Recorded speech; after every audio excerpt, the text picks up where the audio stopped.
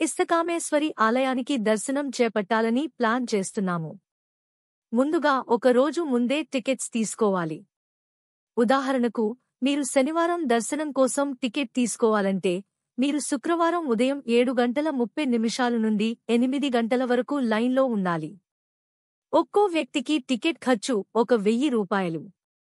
ఒక్కో జీపులో గరిష్టంగా 8 మంది మాత్రమే ప్రయాణించగలరు. ఈ ప్రయాణం లోపల తీవ్రమైన అడవిలో ప్రయాణించాల్సి ఉంటుంది. అంతేకాక ఆన్లైన్ ద్వారా టికెట్లు 15 రోజులు ముందే బుక్ చేసుకోవచ్చు. మరిన్ని వివరాలు తర్వాత చర్చిద్దాము.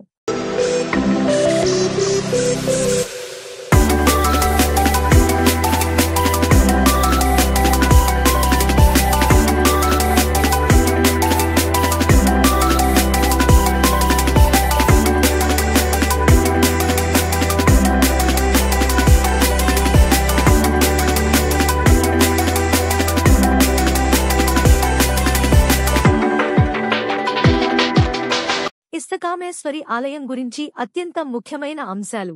ఈ ఆలయం 8వ నుండి 10వ శతాబ్దాల మధ్య నల్లమల అడవుల్లో శ్రీశైలం సమీపంలో ఏర్పాటు చేయబడినది.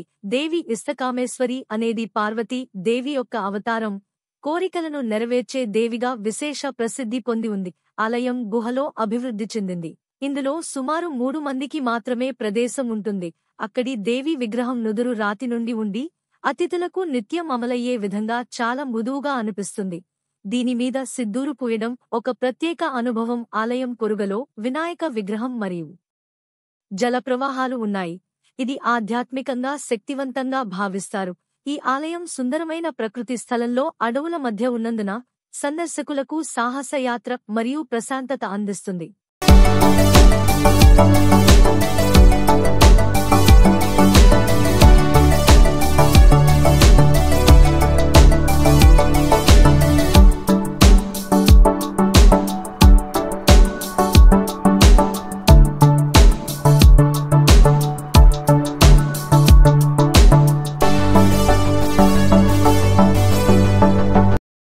జీప్ సుమారు ఉదయం 8:30 నుండి 9:15 మధ్య ఆలయానికి చేరుకుంటుంది.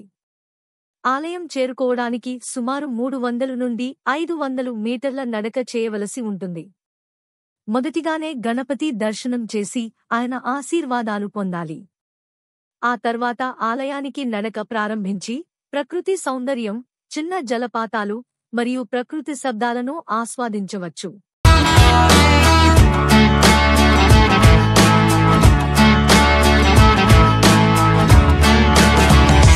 ఆలయం సమీపంలోని ప్రాంతాల్లో పూజా వస్తువుల ధరలు సాధారణం కంటే ఎక్కువగా ఉంటాయి. కాబట్టి పూజా సామగ్రిని మీ ఇంటి నుంచి లేదా శ్రీశైలం పట్టణంలోంచి తీసుకెళ్లడం మంచిది. ఉదాహరణకి సారీ విత్ బ్లౌజ్, బ్యాంగిల్స్, కొబ్బరికాయ వంటి పూజా వస్తువులు తీసుకెళ్లి గుడికి బహుమతిగా అందించవచ్చు.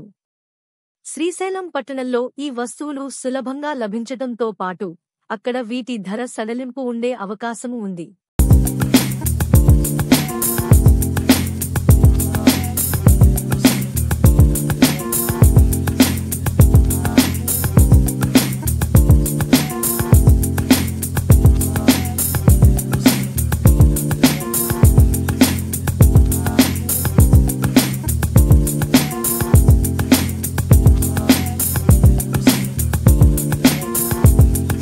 ఇస్తకామేశ్వరి ఆలయం సమీపంలో గిరిజనులు భక్తులకు మధ్యాహ్న భోజనాన్ని సిద్ధం చేసేస్తారు. ఆహారం రుచి చక్కగా ఉంటుందని చెప్పాలి. దయచేసి ఆహారాన్ని వృధా చేయకూడదని సూచిస్తున్నారు. Eat food first. అన్నదాత సుఖీభవ.